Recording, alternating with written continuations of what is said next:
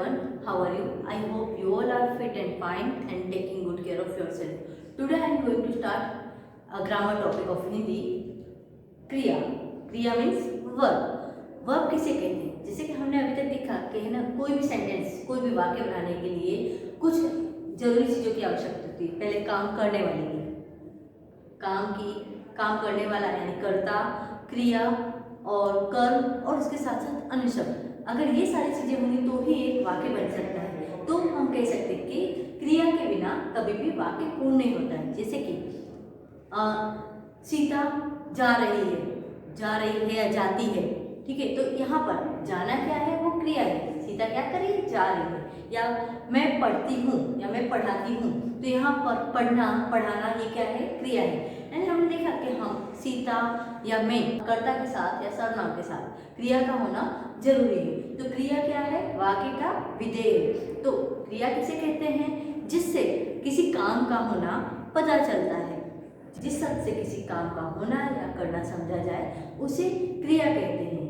और इसके कुछ उदाहरण यहाँ मैं बता रही हूँ आपको. ये उदाहरण है, राम मन से पढ़ता है और परीक्षा पास करता है. यहाँ पर राम क्या है? राम ये करता है. क्या है? करता है. ओके, यानी काम कर रहा है. पर क्या कर रहा है? वो पढ़ रहा है. पढ़ता है यानी यहाँ पर ये क्रिया है. और क्या पास कर रहा है? परीक्षा पास करता है. यानी यहाँ पास करता, ये भी क्या है? क्रिया है. यानी परीक्षा वो पास कर रहा है तो ये भी क्रिया है. ओके, उत्तीर्ण करना, पास करना, यानी कि ये सारी क्या है? क्रिया. जिससे काम का होना, यानी वो पढ़ रहा है. क्या कर रहा है? पढ़ रहा है. और क्या पास कर रहा है? परीक्षा पास कर रहा है. तो ये पढ़ना और पास करना, उत्तीर्ण करना, वो क्या है? क्रिया है. तो अब हम क्रिया के कुछ प्रकार जानेंगे. कौन कौन सी तरह की क्रिया होती है. आपने जैसे कि आप जानते हो इंग्लिश में हम क्या बोलते हैं वर्ब के डेफिनेशन में? Doing word is known as verb. यानी कोई भी हम काम करते हैं तो उसे क्रिया कहा जाता है. ठीक है. और there are two kinds of verb, transitive verb and intransitive verb, जिसे हिंदी में हम बोलते हैं अकर्मक क्रिया और सकर्मक क्रिया. अब क्रिया की परिभाषा के साथ हम देखेंगे क्रिया के प्रकार. क्रिया के मुख्य दो प्रकार हैं, एक सकर्मक क्रिया और एक अकर्मक क्रिया. सकर्मक क्रिया यानी कि जिसमें कर्ता के साथ साथ क्रिया किस पर डिपेंड हो? कर्म पर, तो उसे कहते हैं सकर्मक क्रिया. यानी जहाँ कर्म का इंपॉर्टेंस हो उसे सकर्मक क्रिया कहते हैं. तो दो क्रिया, सकर्मक क्रिया यानी होता है ट्रांजिटिव वर्ब और अकर्मक क्रिया यानी होता है इनट्रांजिटिव वर्ब. तो सकर्मक क्रिया यानी जिस क्रिया का फल कर्ता पर, कर्ता यानी सब्जेक्ट पर न पढ़कर कर्म पर पढ़े, यानी ऑब्जेक्ट पर. यानी जो वर्ब किस पे डिपेंड हो? ऑब्जेक्ट पर, मीन्स क्रिया जो कर्म पर डिपेंड हो, तो उसे सकर्मक क्रिया कहते हैं. जैसे कि उदाहरण है, वह अपना सिर खुजलाता है. यहाँ पर काम कौन कर रहा है? वह, यानी कि वो. ठीक है. ही. अपना सिर यानी कि मैं, हम लोग यानी किस पर डिपेंड है? अपना सिर. क्या खुजलाता है? अपना सिर. तो यहाँ क्रिया का फल किस पर पड़ा है? अपना सिर खुजलाना. वो क्या खुजलाना है? अपना सिर. तो यहाँ अपना सिर ये कर्म हुआ. ठीक है. तो हम देखते हैं कि यानी ये क्या हुआ? वह यानी कर्ता, अपना सिर मीन्स कर्म, खुजलाना वर्ब. लेकिन वर्ब किस पर डिपेंड है? क्रिया किस पर डिपेंड है? अपना सिर.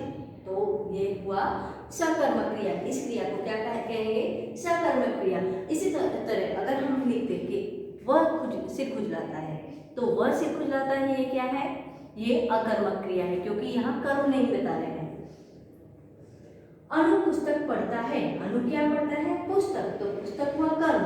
तो ये भी सकर्मक क्रिया का उदाहरण है. अब ऐसे ही दूसरा है अकर्मक क्रिया. अकर्मक क्रिया यानी कि वह क्रिया जो अपने साथ कर्म नहीं लाए, यानी कि जिसमें कर्म ऑब्जेक्ट ना हो, अर्थात जिस क्रिया का फल कर्ता पर ही पड़े. यानी कि वो किस पे डिपेंड होती है? ऐसी क्रिया है सब्जेक्ट पर. तो ऐसी क्रियाओं को अकर्मक क्रिया कहा जाता है, यानी इनट्रांजिटिव वर्ब. इनट्रांजिटिव वर्ब में आप देखेंगे कि सिर्फ कर्ता और क्रिया मीन्स सब्जेक्ट और वर्ब होते हैं. जैसे कि उसका सिर किसका है? उसका. और क्या कर रहे हैं? खुजलाना, खुजलाता मीन्स ये वर्ब है. तो यहाँ पर क्या है? सिर्फ सब्जेक्ट और वर्ब. जहाँ पर सब्जेक्ट और वर्ब हो यानी कर्म ना हो, कर्म का विलोप हो, तो उसे हम क्या कहते हैं? अकर्मक क्रिया कहते हैं. तो यानी क्रिया का दूसरा रूप कौन सा है? क्रिया का दूसरा प्रकार है अकर्मक क्रिया, जहाँ पर कर्म का विलोप हो और क्रिया का फल किस पर जाए? कर्ता पर, तो उसे अकर्मक क्रिया कहते हैं। क्रिया के प्रकारकृत 3 भेद होते हैं। प्रकारकृत मीन्स काम करने की वृत्ति। क्रिया के यानी काम करने की वृत्ति से 3 प्रकार होते हैं। जैसे हमने पहले देखा अकर्मक, सकर्मक। लेकिन अगर हम काम करने की अर्थ की वृत्ति से अगर देखते हैं तो इसके 3 रूप होते हैं।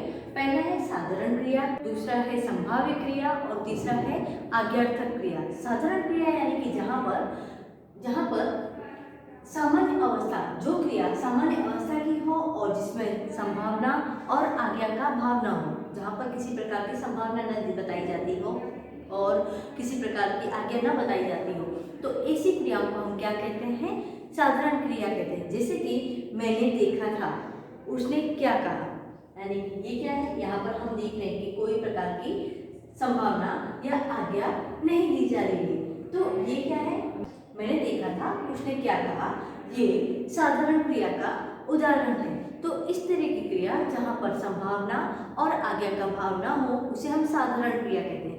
क्रिया यानी कि जो काम करते हैं उसकी दृष्टि से अगर हम देखते हैं, तो दूसरी क्रिया है संभाव्य क्रिया, यानी जिस क्रिया में संभावना मीन्स प्रोबेबिलिटी अर्थात अनिश्चय यानी कोई भी निश्चितता ना हो, इच्छा यानी विश और संशय यानी शंका, डाउट पाया जाए, यानी जिस क्रिया में संभावना या फिर संभावना पाई जाए या फिर अनिश्चितता, इच्छा या शंका पाई जाए, तो ऐसी क्रिया को हम संभाव्य क्रिया कहते हैं। उसका उदाहरण, यदि हम आते थे तो आप क्यों नहीं रुक गए? यदि क्या है?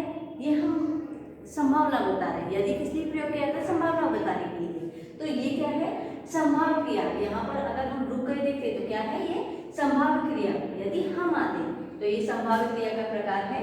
मैंने देखा होगा तो सिर्फ आपको ही, तो यहाँ पर देखा होगा, यहाँ निश्चितता नहीं है, अनिश्चितता है, तो ये भी क्या है? ये संभाव्य क्रिया का प्रकार है। ये संभाव्य क्रिया का उदाहरण। प्रकारकृत क्रियाओं के तीसरा प्रकार है, तीसरा भेद है आज्ञार्थक क्रिया, यानी कि ऐसी क्रिया जिससे आज्ञा, उपदेश और प्रार्थना सूचक क्रियाओं का बोध होता है, उसे हम आज्ञार्थक क्रिया कहते हैं। जिसमें हम कमांड देते हैं या फिर रिक्वेस्ट करते हैं, तो ऐसी चीजें पता चलती है जिन क्रियाओं से, तो उसे हम क्या कहते हैं? आज्ञार्थक क्रिया कहते हैं। उदाहरण तरीके, तुम यहाँ से निकलो, यहाँ पर क्या कहा गया है? आज्ञा दी गई, तो ये आज्ञार्थक क्रिया हुआ है यहाँ पर। और गरीबों की मदद कीजिए, तो यहाँ सूचन क्या दिया जा रहा है? उपदेश दिया जा रहा है यहाँ पर। तो उपदेश वो भी क्या है? आज्ञार्थक क्रिया का एक प्रकार है। और कृपा करके मेरी बात सुनिए, कृपा तो हम रिक्वेस्ट के लिए हम कृपा कहते हैं, प्लीज कहते हैं, तो यानी कृपा करके मेरी बात सुनिए, तो ये भी क्या है? ये भी आज्ञार्थक क्रिया का एक उदाहरण है। तो इस तरह यहाँ काम के अकॉर्डिंग, यानी काम किस तरह करते हैं, तो उसके अकॉर्डिंग हम क्रिया के भेद जान सकते हैं। साधारण क्रिया, दूसरा है संभाव्य क्रिया जिसमें संभावना दर्शाई जाती है, और साधारण क्रिया में संभावना और आज्ञा का अभाव होता है, यानी संभावना का या आज्ञा का भाव ना हो, उसे हम साधारण क्रिया कहते हैं। और जहाँ पर संभावना, अनिश्चितता और इच्छा दर्शाई जाए, तो उसे हम कहते हैं संभाव्य क्रिया। और तीसरा है आज्ञार्थक क्रिया, जहाँ पर आज्ञा दी जाती है, उपदेश दिया जाता है या फिर प्रार्थना की जाती है, तो ऐसी यानी क्रियाओं को हम क्या कहते हैं? आज्ञार्थक क्रियाएं कहते हैं। मुझे आशा है कि आप इस वीडियो में क्रिया किसे कहते हैं मीन्स जिससे काम का होना पता चले, उसे हम क्या कहते हैं? क्रिया कहते हैं। और हमने उसके साथ साथ क्रियाओं के 2 प्रकार देखे, अकर्मक क्रिया और सकर्मक क्रिया। अकर्मक क्रिया यानी कि जहाँ पर क्रिया का प्रभाव किस पर पड़ता है? कर्ता पर। क्रिया का पूरा फल कर्ता को मिलता है, तो उसे हम अकर्मक क्रिया कहते हैं। और जहाँ पर क्रिया का पूरा फल कर्ता पर न पड़कर कर्म पर पड़े, उसे हम सकर्मक क्रिया कहते हैं। तो इस तरह हमने क्रिया के 2 प्रकार देखे, मुख्य प्रकार, और उसके साथ साथ हमने प्रकारकृत क्रिया के भेद देखे। प्रकारकृत यानी कि काम करने से हमें कैसे पता चलता है कौन सी क्रिया हो रही है, तो 3 प्रकार, साधारण क्रिया, आज्ञार्थक क्रिया और संभाव्य क्रिया, ये 3 प्रकार देखे। I hope you understood what I told you today. I will send PDF of this chapter in our WhatsApp group, and we will meet soon in our online session to solve your doubts and queries. Thank you and have a nice day.